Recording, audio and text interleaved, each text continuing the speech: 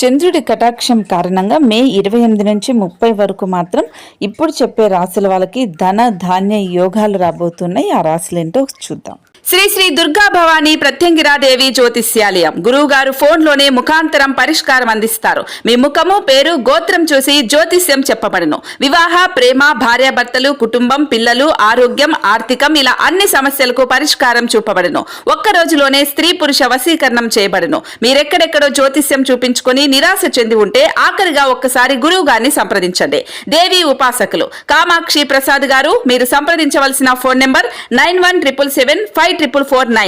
ముందుగా మేషరాశి వాళ్ళకైతే చంద్రుడి అనుగ్రహం కారణంగా సొంత ఇంటి కల తప్పకుండా నెరవేరుతుంది. ఆస్తి వివాదాలు కోర్టు కేసులు అనుకూలంగా పరిష్కారం అవుతాయి.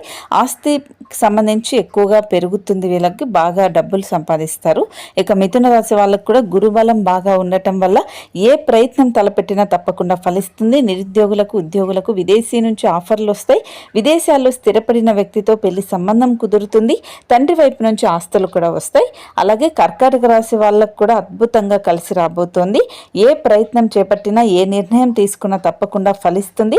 రాజ పూజ్యాలు కలుగుతాయి. ధన యోగాలు ఏర్పడతాయి.